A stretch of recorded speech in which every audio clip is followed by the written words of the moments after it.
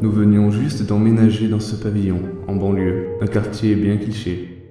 Calme, des voisins amicaux, des clôtures, enfin tout quoi.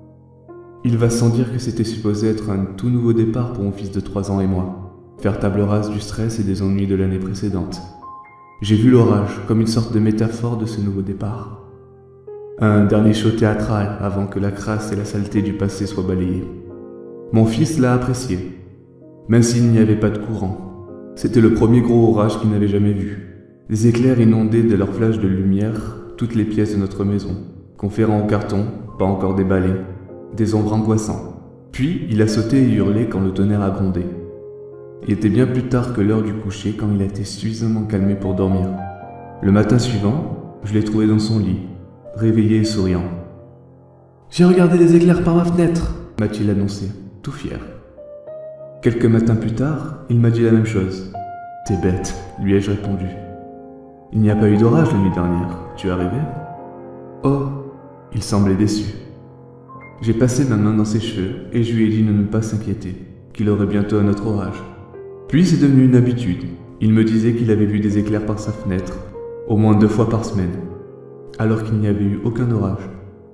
Je me suis dit qu'il devait s'agir de rêves récurrents, dû au souvenir de la tempête du jour de notre arrivée. En y repensant, c'est normal de culpabiliser.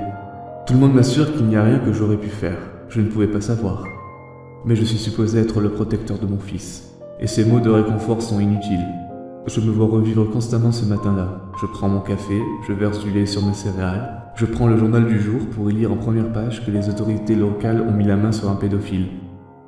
Apparemment, ce mec choisissait des cibles jeunes, généralement des garçons, rôdait autour de leur maison pendant un temps et prenait des photos d'eux par la fenêtre de leur chambre pendant qu'ils dormaient. Quelquefois, il faisait plus que ça. Mon cœur a failli s'arrêter de battre quand j'ai fait le lien. Au moment où mon fils m'avait dit ça ne m'avait pas semblé être autre chose que le fruit de son imagination. Mais à la lumière de cette nouvelle, c'est devenu subitement la chose la plus terrifiante que j'ai jamais entendue. Une semaine avant que le prédateur soit arrêté, mon fils était venu me trouver, vêtu de son pyjama. « Devine quoi ?»« Quoi ? Il n'y a plus d'éclair à ma fenêtre. » Amusé, je lui ai répondu. « Ah, c'est bien, ça s'est finalement calmé, hein ?»« Non, maintenant ça vient de mon placard. »